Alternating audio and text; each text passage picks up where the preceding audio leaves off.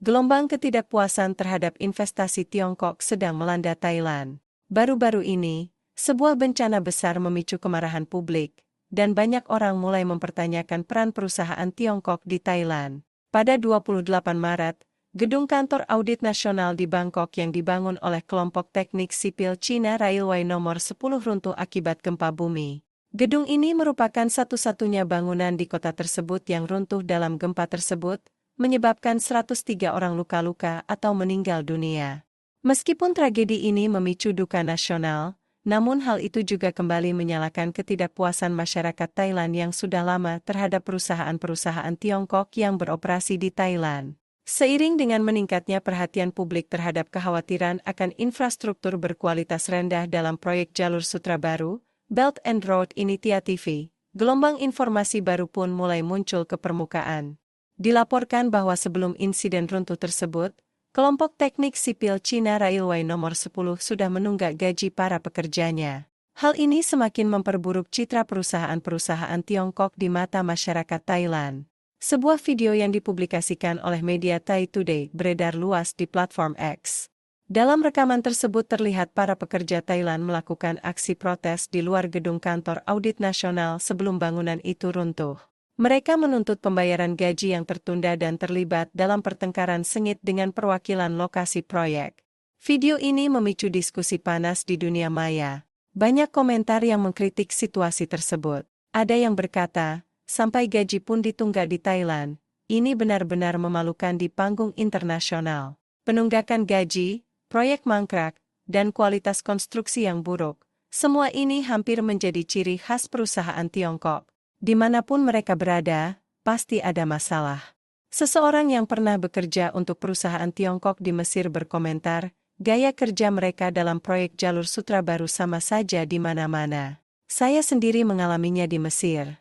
Seorang pengguna Tiongkok yang tinggal di Thailand membagikan pengalamannya, saya jarang mendengar perusahaan Thailand memangkas gaji.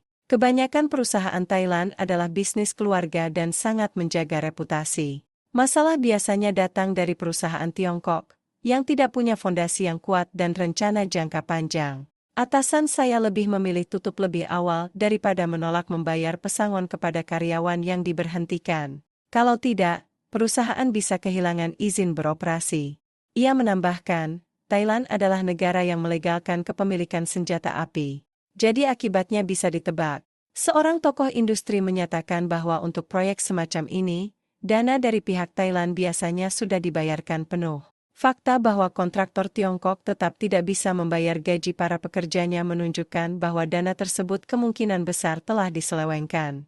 Dilaporkan bahwa praktik penyelewengan dana konstruksi semacam ini sudah lazim di dalam negeri Tiongkok dan kini terbawa ke luar negeri. Berdasarkan diskusi dan rincian yang ada, keterlambatan pembayaran gaji tampaknya bukan langsung dari kelompok teknik sipil China Railway nomor 10.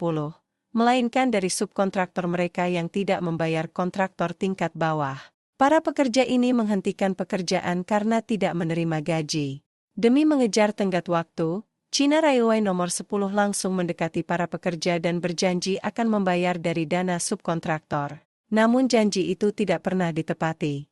Hal ini mungkin mencerminkan model bisnis yang lazim di perusahaan-perusahaan Tiongkok. Kontrak diteruskan ke banyak lapisan dan setiap lapisan mengambil keuntungan sendiri. Ini juga bisa menjelaskan mengapa hanya gedung kantor audit nasional yang runtuh saat gempa. Menurut hasil investigasi awal, baja yang digunakan dalam konstruksi gedung yang runtuh tersebut mengandung bahan berkualitas rendah. Opini publik secara luas meyakini bahwa China Railway nomor 10 memangkas biaya secara ekstrim. Di Facebook, ada pengguna yang menunjukkan bahwa baja yang digunakan dalam bangunan tersebut sangat mirip dengan produk dari dua pabrik baja milik Tiongkok yang ditutup oleh pemerintah pada Desember 2024.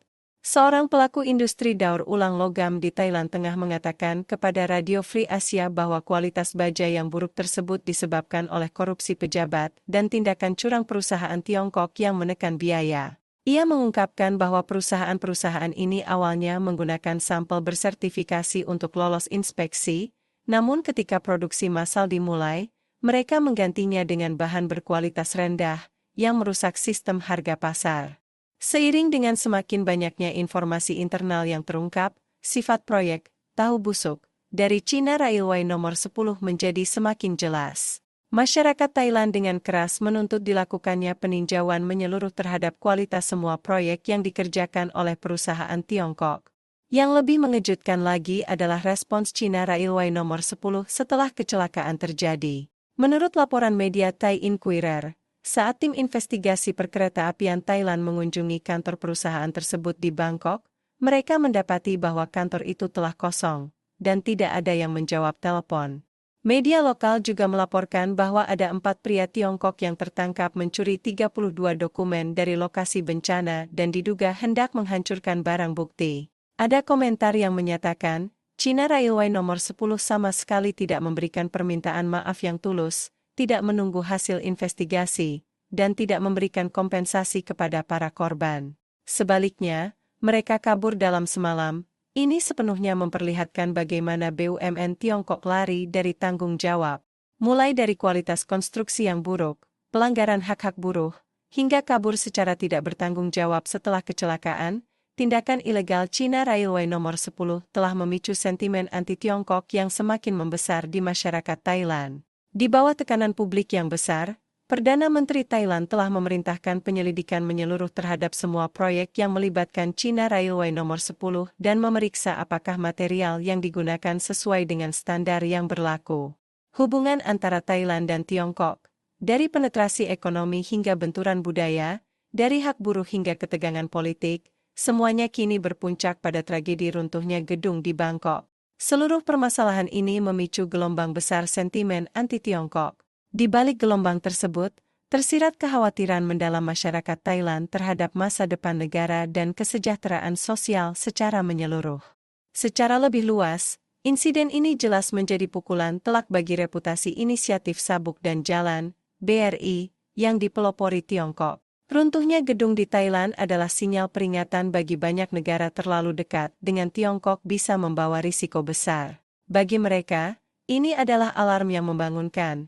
Menjaga jarak mungkin adalah pilihan paling aman.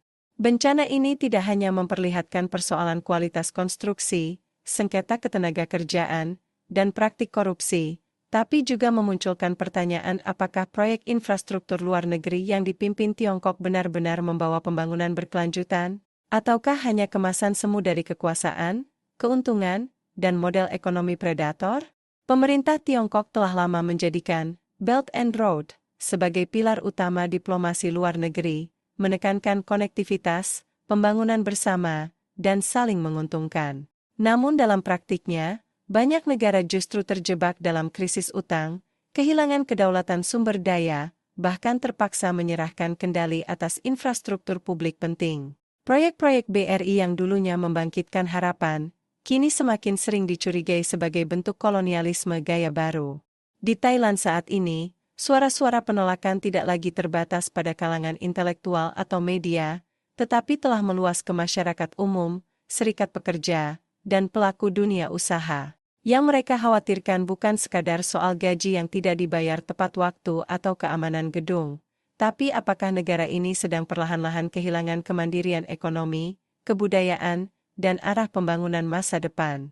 Thailand kini berdiri di persimpangan jalan penting apakah akan terus bergantung pada modal, teknologi, dan pasar Tiongkok, atau mencari strategi pembangunan yang lebih seimbang dan beragam? Bagi Thailand dan kawasan Asia Tenggara secara keseluruhan, pilihan ini akan menentukan arah masa depan puluhan tahun ke depan. Seperti kata salah satu netizen Thailand di media sosial, investasi bukanlah masalah, yang penting apakah Anda membawa hati nurani. Kalimat ini tidak hanya ditujukan kepada perusahaan-perusahaan Tiongkok, tetapi juga menjadi pengingat bagi pemerintah Thailand dan semua negara yang mengejar pembangunan dalam mengejar keuntungan, jangan sampai mengorbankan integritas, keadilan, dan kedaulatan. Teman yang terkasih, apakah kamu juga setuju dengan pendapat warga Thailand? Silakan tuliskan pendapatmu di kolom komentar. Terima kasih telah menonton. Jika kamu ingin mendapatkan lebih banyak laporan mendalam tentang Tiongkok, silakan klik like dan subscribe kanal kami. Terima kasih, dan semoga damai sejahtera menyertaimu.